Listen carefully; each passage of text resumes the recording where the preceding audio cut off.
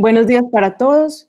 La idea de hoy es que hablemos acerca de las alteraciones urinarias en el síndrome de Guillain-Barré. Quise traer pues esta imagen que es de un estudio que se realizó en 1981 y los autores reportan 2 casos de pacientes que presentaron síntomas urinarios y luego se diagnosticaron con Guillain-Barré. Entonces, como podemos ver, es una patología de la que se habla hace muchísimo tiempo, inclusive en otras revisiones comentan pues que se habla desde 1971 y a pesar de que cuando se presenta uno debería considerar otros diagnósticos, también se puede presentar en Guillain-Barré y aunque sea no tan frecuente como otras alteraciones, no por esto es menos importante, ya que como vamos a ver puede afectar negativamente pues las actividades de la vida diaria, las actividades sociales y la participación de los pacientes. Entonces vamos a empezar con este caso clínico que me lo facilitó el doctor David Genei. La historia clínica que traemos hoy hace parte pues de una interconsulta de revisión, o sea que la paciente pues ya tenía como el diagnóstico establecido.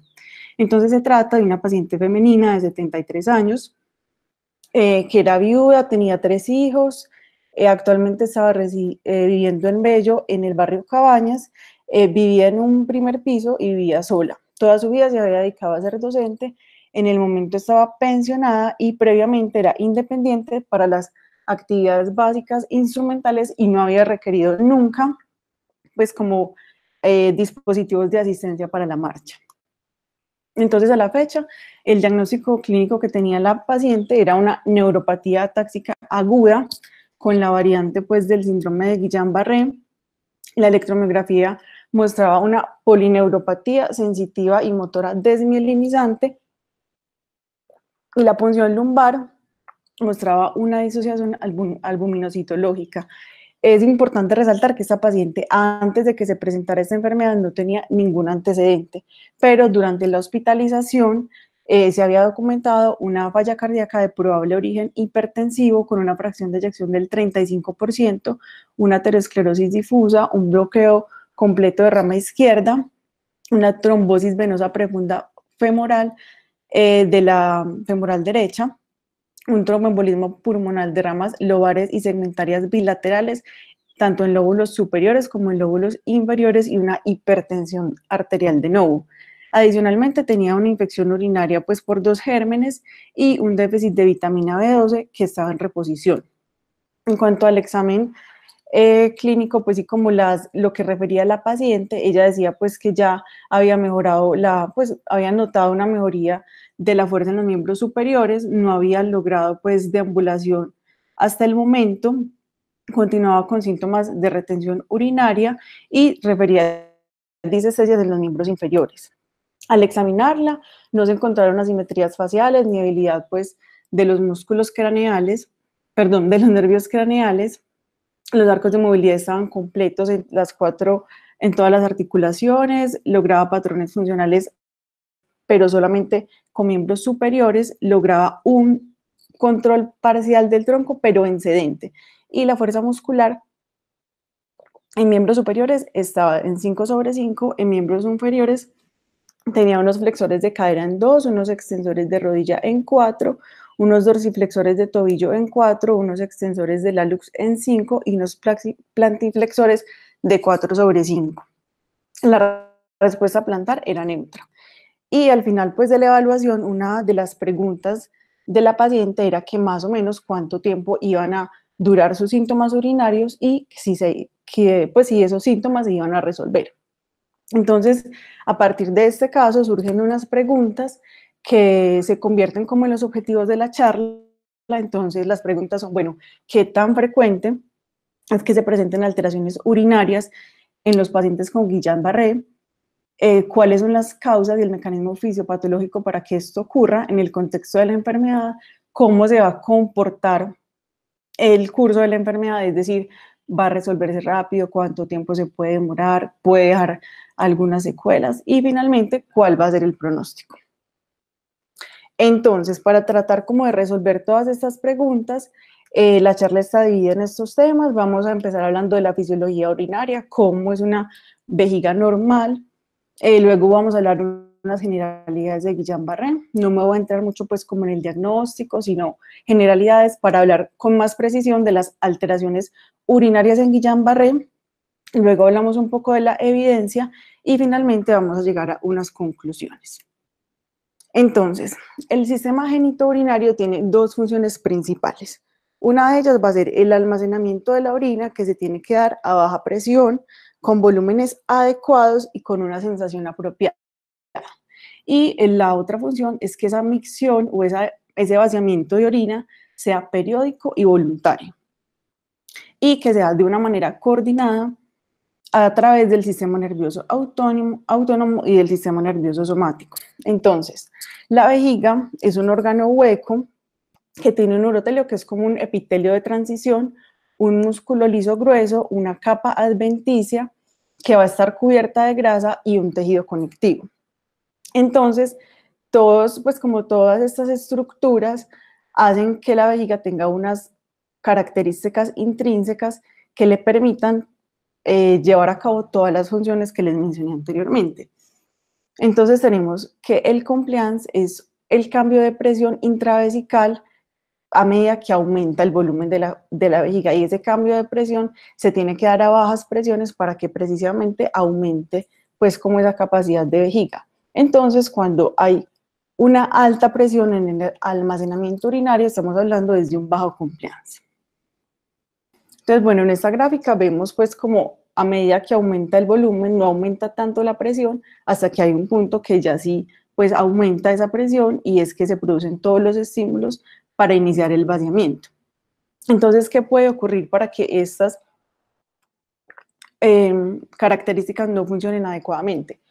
Y es la que pues vamos a tratar el día de hoy. Entonces, pueden haber alteraciones neurológicas, como de denervación, entre otras, que lo que hace es que el tracto de salida de la orina no va a funcionar adecuadamente, va a aumentar la presión, el detrusor va a estar más hipertrófico, va a aumentar el colágeno, entonces esa vejiga que antes podía almacenar volúmenes altos a baja presión ya no lo va a hacer correctamente. Entonces, como les comentaba, la vejiga va a estar pues bajo el control parasimpático y el control simpático. Entonces, las fibras simpáticas salen pues como que se originan a partir de más o menos de S2, S3, S4. Entonces, estas son como la parte preganglionar. La parte ganglionar va a estar en el plexo pélvico y en la vejiga. Entonces, una vez que ya estas fibras van a la parte ganglionar, ya surgen las fibras postganglionares que le van a dar como una entrada motora a la vejiga, van a liberar acetilcolina, y es lo que va a permitir que haya una contracción de la vejiga y se inhibe pues el esfínter interno, entonces se va a producir la micción. Y el simpático ya pues se origina a nivel de la médula, a nivel toracolumbar, más o menos T11L2. Estas fibras van pues como a los ganglios que van a ser el mesentérico inferior y el plexo pélvico. De ahí las fibras se convierten en fibras postganglionares, van a ir al nervio hipogástrico y al nervio pélvico, que se van a dirigir a la vejiga. Entonces ahí van a encontrar unos receptores adrenérgicos, y esos receptores son los que se van a encargar del almacenamiento de la orina. Entonces, cuando se estimulan o se activan los receptores beta adrenérgicos, lo que va a ocurrir es que se inhibe y se relaja el detrusor, y cuando se activan los receptores colinérgicos se va a estimular la contracción del detrusor, y en este último receptor es muy importante el receptor muscarínico M3. Entonces, como conclusión, lo que pasa con el simpático es que hace la relajación del detrusor y la contracción del esfínter interno, y el parasimpático va a actuar mucho más en el vaciamiento de la vejiga. Entonces, ¿qué otras cosas ocurren? El tracto de salida de la vejiga es muy importante porque acá vamos a tener una gran cantidad de receptores alfa-adrenérgicos que van a hacer que haya mayor fuerza de cierre para la salida de la vejiga. Y también van a actuar pues en conjunto con el esfínter urinario interno. Entonces, el esfínter urinario interno no es un esfínter anatómico como tal, sino que, pues, actúa como esfínter, ¿cierto? Entonces, se compone del cuello de la vejiga y de la uretra proximal. Esta parte no está bajo control voluntario. Y cuando el parasimpático se activa, es que se relaja, pues, y cuando el simpático se activa, se contrae. Entonces, el sistema aferente es el que va a llevar, pues, como la sensación de la vejiga a la médula espinal y al sistema nervioso central. En este lugar encontramos mecanorreceptores, fibras mielinizadas, tanto grandes y fibras no mielinizadas. Entonces, los nervios que van a jugar acá, pues, como mayor protagonismo, van a ser el nervio pélvico, el nervio hipogástrico y el nervio pudendo. Entonces, por ejemplo, ¿qué hace el nervio pélvico? Este nervio va a controlar el volumen y la amplitud de contracción de la vejiga, y se ha visto que las fibras no mielinizadas también tienen un papel muy importante en cuanto a la transmisión del dolor y la urgencia, y esto es un punto que se va a tener en cuenta en la fisiopatología del Guillain-Barré. Entonces, ahora en la uretra. Resulta que la uretra va a tener un músculo liso que va a ser proximal, más o menos 2 a 3 centímetros. En hombres y en mujeres es músculo liso. Y va a tener receptores adrenérgicos, al igual que el esfínter, ¿cierto? El esfínter interno. Y va a tener un músculo estriado, más o menos a nivel del piso pélvico, que en la parte extrínseca va a tener fibras de contracción rápida y en la parte intrínseca va a tener fibras de contracción lenta, que son de control pasivo, mientras que las fibras de contracción rápida son de control voluntario. Entonces, lo que sucede es que este músculo estriado va a estar inervado por el nervio pudendo, y es el que en el momento en que tenemos las ganas de orinar y vamos a ir al baño, entonces ya este nervio se activa y se inhibe, pues, las fibras, y se puede producir el vaciamiento. Entonces, bueno, finalmente, ¿cómo ocurre la micción? Resulta que la micción, pues, es como un reflejo de encendido y apagado, ¿cierto? Y todo esto va a ocurrir en todo el neuroeje, comenzando en la corteza cerebral, más precisamente a nivel de la protuberancia. Entonces, y finalmente, pues, está coordinada y modulada por el sistema nervioso autónomo. Entonces, ¿qué pasa? La vejiga va a estar llena, entonces el parasimpático va a estar activado y el simpático no va a estar activado. Entonces, ¿eso qué va a hacer? Que la vejiga se va a contraer y se va a relajar el esfínter interno, como vemos en la imagen de la mitad. Pero resulta que la orina va a seguir ahí porque todavía está bajo el control motor somático del esfínter externo, que es lo que se considera pues, el control voluntario, ¿cierto? Y durante la micción lo que va a ocurrir es que ese esfínter externo se va a inhibir. Entonces, ¿qué tenemos finalmente? Que la micción va a ser el resultado de la activación coordinada de neuronas parasimpáticas y la inactivación transitoria de las neuronas motoras somáticas. Bueno, entonces, hablando de algunas generalidades del Guillain-Barré, entonces vemos que la incidencia a nivel mundial es más o menos de 1 a 2 por 100.000 habitantes, se presenta con más frecuencia en hombres que en mujeres, la mayoría de las veces, más o menos en un 75%, vamos a ver que pues tiene unos buenos resultados motores, y esto se define por una marcha independiente sin necesidad de ayudas de movilidad. Y más o menos el 5 al 20% van a tener una discapacidad que puede ser residual y permanente, y muchas veces puede ser incluso grave. Todo esto va a tener un impacto importante en las actividades de la vida diaria, el trabajo, las actividades sociales, la calidad de vida relacionada con la salud, el desplazamiento, y se habla más o menos de una mortalidad del 10% que se va a relacionar principalmente con infección, tromboembolismos pulmonares y arritmias cardíacas. Las características clínicas del síndrome de Guillain-Barré en general, pues es una debilidad que es predominantemente simétrica, va a ser progresiva, desde el inicio de la enfermedad se van a encontrar hiporreflexia y reflexia, aunque en algunos reportes informan que los pacientes con variantes axonales pueden estar hiperrefléxicos al inicio de la enfermedad, las alteraciones sensitivas pueden estar o no, y se ha asociado con parálisis de los nervios craneales. Entonces uno encuentra parálisis facial, debilidad vulvar, debilidad de los músculos del cuello. También pues hay una debilidad importante en los músculos de la respiración que va a afectar la capacidad vital, y esto resulta finalmente en que el 25% de los pacientes más o menos van a requerir asistencia ventilatoria. El sistema autónomo es bien conocido, pues que hay un compromiso, hay una alteración importante, pero principalmente es una alteración pues cardiovascular. Entonces se va a ver hipotensión ortostática y arritmias, que es una causa importante de muerte.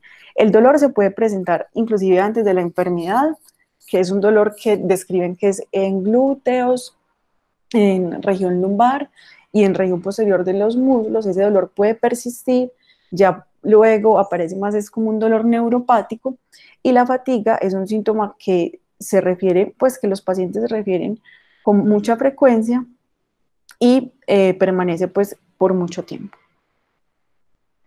Entonces tenemos unos subtipos. El más común es la variante desmielinizante, que es una polirradiculopatía desmielinizante aguda. Se describe más o menos pues que es mucho más común en América del Norte, en países europeos, mientras que las variantes axonales son muy poco frecuentes, en general como un 5%, pero en países como en Japón, perdón, se encuentra más o menos en un 30%. Y la variante de Miller-Fisher, que es una reflexia, ataxia, arreflexia y oftalmoplegia. Entonces, bueno, ya que tenemos en cuenta que el Guillain-Barré es una polineuropatía, ¿cómo se comportan las alteraciones urinarias en las polineuropatías? Entonces, las causas más frecuentes de disfunción urinaria o alteración, la que encabeza la lista es la neuropatía diabética. Luego mencionan pues el síndrome de Guillain-Barré, la neuropatía por VIH, CIDP y la neuropatía por amiloidosis. No dicen cuál de estas es más frecuente que las otras, pero sí, pues es claro que la neuropatía diabética es la más común y se pueden presentar de muchas formas. Las más importantes y las más comunes van a ser la cistopatía diabética, la hiperactividad del detrusor, la obstrucción del tracto de salida urinario y la incontinencia urinaria. Bueno, entonces, ahora sí vamos como a entrar en tema.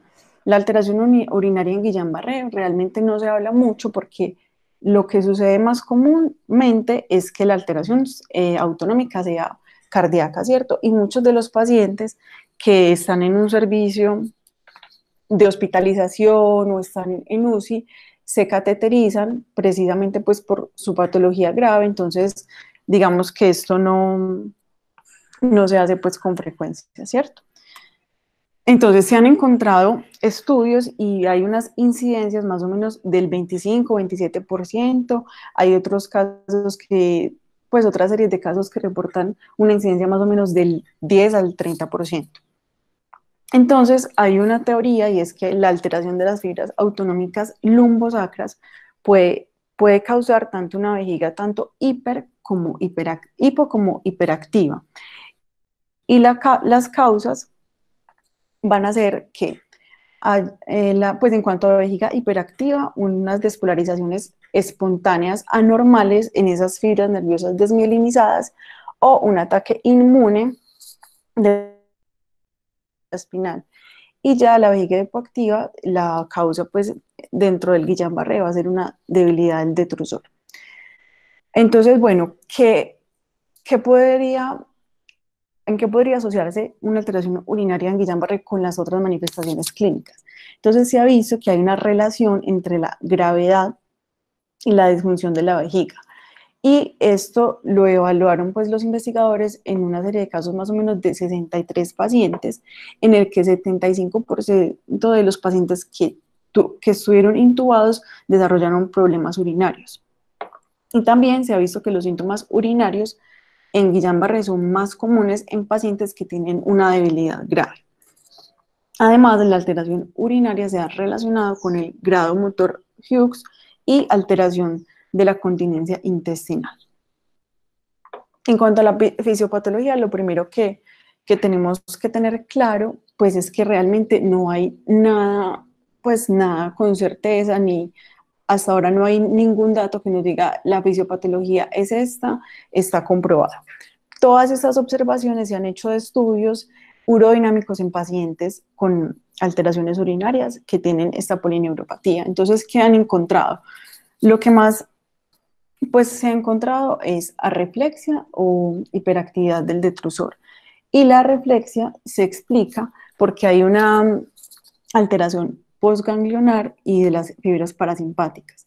También se ha encontrado disfunción del esfínter, sensación alterada de la vejiga por daño de las fibras aferentes o por daño de las fibras no mielinizadas que transmiten el dolor y la urgencia.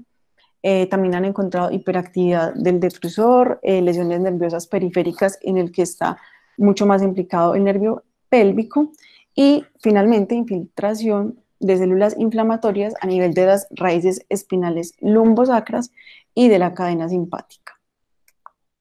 Entonces, bueno, ahora esto es como lo que tenemos en la teoría. ¿Qué pasa cuando miramos la evidencia? Pues lo primero que yo encontré dentro de esta búsqueda es que realmente no hay muchos estudios y varios estudios están pues en alemán, en croata, entonces bueno, no hay mucho al respecto, pero igual pues se puede buscar algo. Entonces este primer estudio es un estudio que se hizo en 2009 en una universidad de Japón. Los investigadores se plantearon un objetivo y ellos dijeron como, bueno, nosotros queremos conocer cuál es la prevalencia y el mecanismo de disfunción de la vejiga en los pacientes que tienen Guillain-Barré. Entonces ellos plantearon un estudio prospectivo, reclutaron 65 pacientes, 41 eran hombres, 24 eran mujeres, la edad estaba más o menos entre 13 y 81 años, 28 de ellos tenían variante desmelinizante y 37 de ellos tenían variante axonal.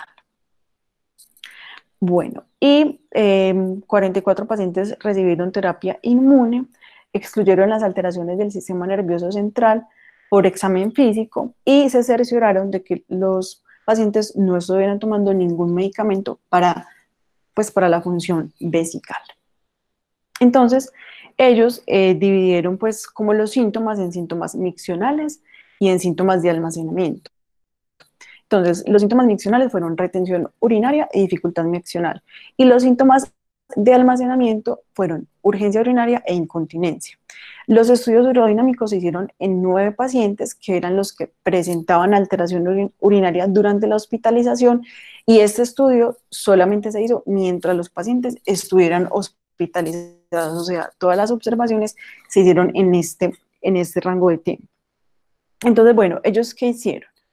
Ellos midieron el flujo urinario máximo y medio. Lo que yo entiendo es que eso se hace a través de la uroflujometría, que es un examen que mide la cantidad de orina que se produce en un determinado rango de tiempo. Entonces, el flujo urinario máximo es el flujo, pues como la cantidad que más se orina en determinado tiempo, y el flujo urinario medio es como dividiendo esa cantidad por 2. El volumen residual postmiccional se hizo a través de de cateterismo uretral, se hizo una cistometría de llenado medio y una electromiografía de esfínter anal externo simultánea. Y esto se hizo como para mirar si había una alteración del esfínter urinario. Entonces, a partir de esto, ellos dicen, bueno, los rangos normales van a ser un residuo postmiccional menor de 30, una primera sensación entre mayor de 100 mililitros, pero menor de 300 mililitros. La capacidad de la vejiga debía estar más o menos mayor de 200, pero menos de 600. Y según eso se determinó la sensación de vejiga aumentada o reducida. Todos esos parámetros son los que siempre van a utilizar en los estudios posteriores, entonces no los voy a explicar de nuevo, porque acá pues creo que ya quedan claros. Entonces, ¿cómo evaluaron el detrusor? Entonces ellos definieron que iba a haber una fase anormal de llenado y una fase anormal de vaciamiento. La fase anormal de llenado iba a estar definida por la hiperactividad detrusor y bajo compliance.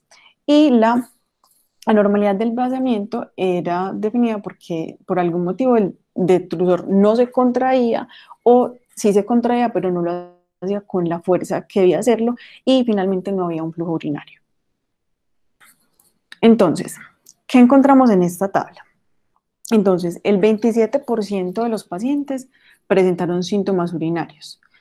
Los síntomas de almacenamiento fueron los más comunes en un 26.6%, siendo la retención urinaria 9.2% y la dificultad para el vaciamiento 26%. Los síntomas de almacenamiento fueron menos comunes en un 7.7% y se comportaron muy parecido en las dos variantes, tanto en la desmielinizante como en la accional, mientras que los síntomas de vaciamiento sí, pues habían diferencias en cuanto a las variantes, pero esto no fue estadísticamente significativo.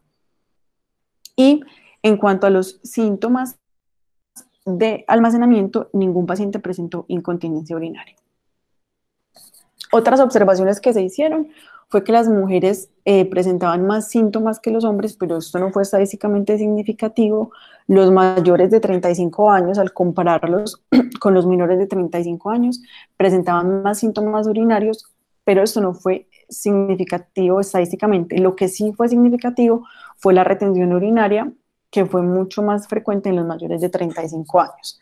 Los síntomas urinarios en Guillain-Barré aumentaron a medida que la escala de Hughes era más alta, como vemos en la gráfica, y no hubo pues como una relación clara entre los síntomas urinarios y las alteraciones sensitivas, tanto superficiales como profundas. Cuando los pacientes presentaban estreñimiento, eso se asociaba más a alteraciones urinarias y era estadísticamente significativo. Con lo que no se encontró correlación fue con las alteraciones cardiovasculares. Entonces, bueno, en cuanto al curso de la enfermedad, más o menos, bueno, 6 pacientes que tenían retención urinaria, solo un paciente pudieron pues como resolver este síntoma. 3 pacientes necesitaron alfa bloqueantes y solo 2 pacientes requirieron cateterismo limpio intermitente. Los 2 pacientes tenían la variante axonal, uno de ellos lo requirió durante 2 semanas y el otro durante 10 meses. Entonces, bueno, esta tabla nos muestra muchas cosas. Entonces, ¿qué vemos acá? Le hicieron el estudio a 9 pacientes, que fueron los que tuvieron síntomas, ¿cierto? Entonces, le hicieron el examen de flujo urinario a 5 pacientes, porque en los otros no fue posible, porque no podían orinar, y vieron que había un pobre flujo urinario en 5 pacientes. Pues el residuo posmiccional se hizo en 5 pacientes, se puede hacer en 3 pacientes, y en esos 3 pacientes estaba aumentado, y más o menos el rango, pues como haciendo el promedio, era de 189. La primera sensación también estaba disminuida en 3 pacientes, y en cuanto a la disfunción pues de la vejiga, y hablando precisamente del detrusor, entonces el detrusor hipoactivo estuvo en 8 de 9 pacientes y el bajo compliance estuvo en solamente un paciente, mientras que el, el detrusor hiperactivo estuvo en 4 pacientes. En cuanto a la electromiografía del esfínter urinario, se pudo hacer en 3 pacientes y solo uno mostró pues cambios neurogénicos. Entonces las conclusiones de este estudio son que la disfunción vesical estuvo presente en el 27.7% de esta población. Los síntomas principales fueron el vaciamiento, la retención urinaria y la urgencia urinaria. La disfunción urinaria mejoró con otros signos neurológicos y la disfunción urinaria se asoció pues como un grado motor de Hughes más alto, pero no con la alteración sensitiva superficial y profunda. La retención urinaria tiene pues una relación con la edad y también con la disfunción intestinal. Entonces, finalmente ellos hacen una recomendación y es que se debería verificar el residuo postmiccional en todo paciente con Guillain-Barré que tenga un grado motor de Hughes alto, edad avanzada y alteración intestinal. Bueno, entonces ya el segundo estudio es un estudio que se hace en el 2012 en un hospital de India. Es un estudio prospectivo de 38 pacientes. Dentro de ellos había 29 hombres, 9 mujeres. La edad media estaba más o menos en 28 años y se hizo en el 2010 entre el 2010 y el 2011. Ellos lo que querían era evaluar pues cuáles eran los síntomas urinarios, pero a la luz de evaluación urodinámica, y a todos los pacientes se les hizo un tacto rectal y ecografía para definir que los síntomas urinarios no fueran pues por estas alteraciones. Entonces, lo que ellos hicieron fue hacer estudios urodinámicos tanto al inicio como a los 2 meses. Entonces, tienen la misma metodología, hacen uroflujometría para tasas de flujos medios y máximos, orina residual por cateterismo uretral, cistometría de flujo medio, con electromiografía del esfínter y analizan la presión vesical, la presión abdominal por catéter rectal, flujo de orina y electromiografía del esfínter. Entonces ellos adicionalmente miran pues como unas escalas de discapacidad para relacionarlas con los hallazgos urodinámicos. Entonces utilizan la escala de Hughes, la escala MRC de fuerza muscular y utilizan esta escala que es como de discapacidad en general. Entonces, esta escala mira la función de la mano y la función de, pues de las extremidades inferiores. Entonces, cuando puntúan la mano, pues aquí traigo como un ejemplo, es unas respuestas de 1 a 5. Entonces, ellos dicen que no están afectados, parcialmente afectados o afectados, y en la función del pie va de 0 a 7. Entonces, los síntomas urinarios se presentaron en un 26.3% en cuanto a simplemente referir síntomas. Entonces, había alteración del vaciamiento, desarrollaron retención urinaria en algún momento de la enfermedad, no se presentó incontinencia. Estos síntomas urinarios en los pacientes con variante desmielinizante se presentó en 2 de 13 y en la variante axonal en 8 pacientes de 25. Y el estreñimiento se presentó en 4 pacientes de 6 que tenían síntomas urinarios.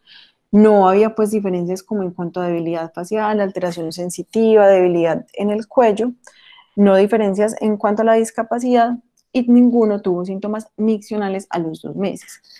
Ya cuando vamos a ver los estudios urodinámicos, resulta que la alteración estuvo en el 60% de los pacientes, comparado con el 26% solo guiándonos por síntomas. Lo que se encontró principalmente fue una hipoactividad del detrusor, una disinergia del esfínter y una vejiga no contráctil. También pues digamos, el que menos se encontró fue la hiperactividad del detrusor, que fue más o menos en 3 pacientes, pero igual se encontró.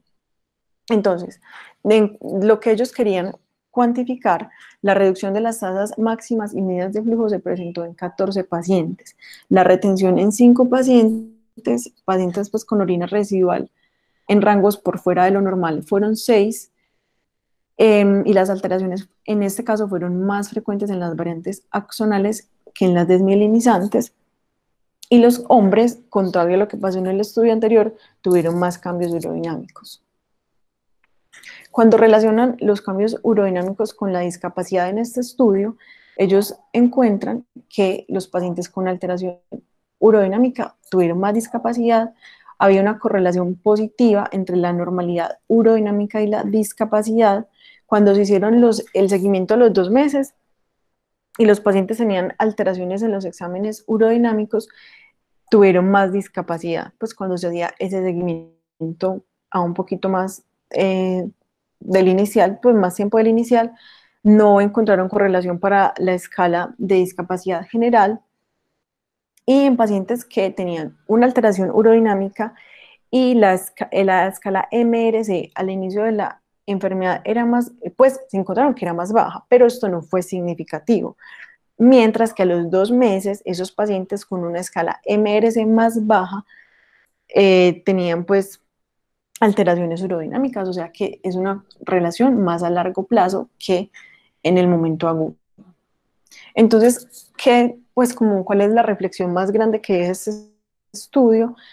Y es que hay una alteración subclínica de la vejiga que probablemente pasa inadvertida en muchos casos. La variante opcional fue más común y ellos recomiendan buscar síntomas urinarios en pacientes con Guillain-Barré y hacer una evaluación urodinal. Entonces, bueno, estos estudios que les mostré hasta ahora son como de las alteraciones agudas.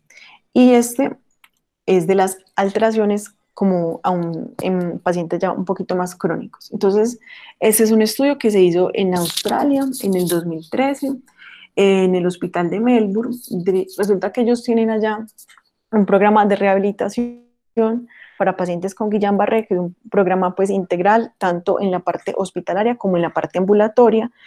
Las terapias se hacen 3 veces a la semana, por 3 a 5 semanas, y lo que ellos quieren no es solo impactar en los desenlaces motores, sino mirar todos los aspectos en cuanto a la calidad de vida, el desempeño en las actividades diarias, las actividades sociales, y uno de sus objetivos es evaluar el desempeño y la funcionalidad urinaria en estos pacientes. Entonces, este estudio fue un estudio prospectivo, transversal, entre 1996 y el 2009.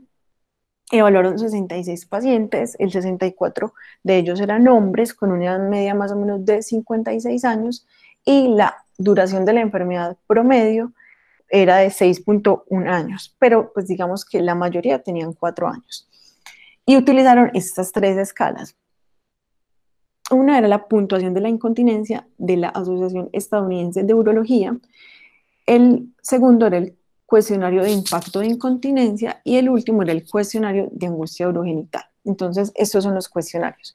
Lo que hacían, pues como la forma en que se llevaba a cabo la investigación era que un evaluador, pues que estaba por fuera de la investigación, iba a la casa del paciente o al hospital, le hacía estos cuestionarios, más o menos se demoraban 40 minutos, la idea era pues no inducir preguntas, pero ellos admiten que en algún momento de algunas evaluaciones tuvieron pues como que orientar a los pacientes. Entonces, esta es una escala que mira pues como los síntomas de incontinencia y ellos encontraron que el síntoma más frecuente era nicturia. Entonces, lo que está subrayadito en el cajón son los pacientes que no presentaron síntomas. Entonces, al restarle ese 40%, daría los que sí tuvieran síntomas, por ejemplo, en nicturia. Entonces, digamos que acá un 60% de los pacientes tuvieron nicturia. Pacientes, pues fueron los síntomas más frecuentes. Urgencia, un 40% y frecuencia en un 34% más o menos. En cuanto al cuestionario de angustia urogenital, entonces ellos evaluaban pues como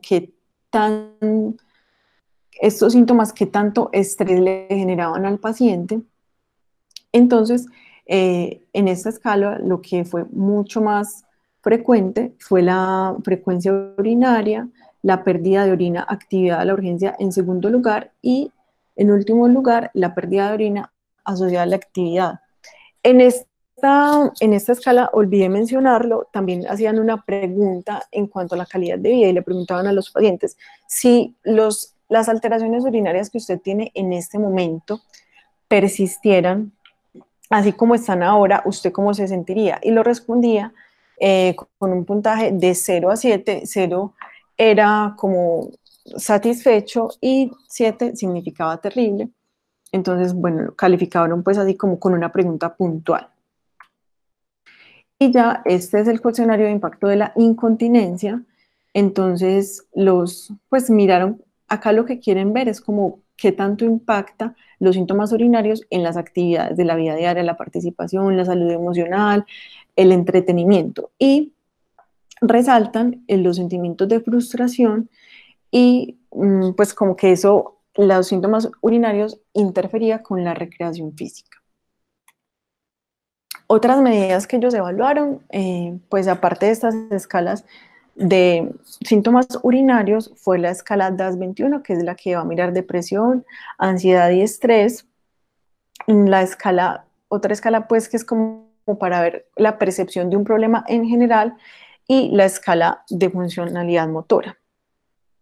Y lo que hacen finalmente es que correlacionan todas estas escalas para ver si una tiene como correlación con la otra. Entonces ellos encuentran que la relación entre los síntomas de la escala estadounidense y el nivel de sufrimiento urogenital y el impacto de la disfunción de la vejiga se correlacionan. Los participantes que tenían altos niveles de angustia urogenital informaron un mayor impacto de disfunción de la vejiga en sus vidas. Y las puntuaciones más altas de las vejigas asociadas con niveles más altos de ansiedad, depresión y estrés. Y se encontraron correlaciones bajas, pero significativas, entre las escalas de vejiga, la escala de funcionalidad motora y la escala de percepción de problema. Entonces, ¿ellos qué concluyen? Ellos concluyen que los hallazgos más comunes a largo plazo, recordemos que estos pacientes ya más o menos 6 años después del diagnóstico tenían nicturia, urgencia y frecuencia urinaria, que los problemas urinarios vieron pues que impactaron las actividades de la vida diaria de estos pacientes. Hay también un impacto adverso en la calidad de vida. Hay una relación entre los síntomas vesicales, el nivel de angustia urogenital y el impacto de los problemas urinarios. Entonces, y ya cuando correlacionan las escalas de síntomas vesicales se correlacionan con las escalas funcionales, fisiológicas y de participación. Entonces, bueno, estos eran como los estudios que les traía para hoy. Vamos como a concluir el caso clínico. Entonces, lo que pasó con nuestra paciente es que se le recomendó que intentara el bípedo, una marcha asistida por caminador para los traslados cortos y silla de ruedas para traslados pues como de una distancia mucho más larga. Debía continuar en el programa de rehabilitación para evitar complicaciones, y ante la persistencia de episodios de retención urinaria e infección urinaria, se consideró que eso podría ser secundario a una vejiga neurogénica flácida por su Guillain-Barré. Entonces se solicitó conceptos de urología y se dejó por seguimiento por fisiatría. Entonces, bueno, ¿qué me queda después de hacer esta revisión? Yo considero que el detrusor hipoactivo es como la observación urodinámica más común. Como vemos, los síntomas urinarios se van a correlacionar con los motores y con la fuerza muscular, y que a medida que los síntomas urinarios mejoran, también van mejorando los desenlaces motores. En general, los pacientes pues tienen un buen pronóstico y todos tienden a mejorar, pero hay una población de pacientes que los síntomas urinarios pueden llevar varios meses en mejorar y en algunos casos no mejoran completamente. Esto va a generar pues que los pacientes tengan una alteración que afecta su bienestar y su participación, así que pues debemos como por lo menos intentar estudiar o preguntar estos síntomas. Y finalmente, pues considero que se requieren más estudios. Muchas gracias.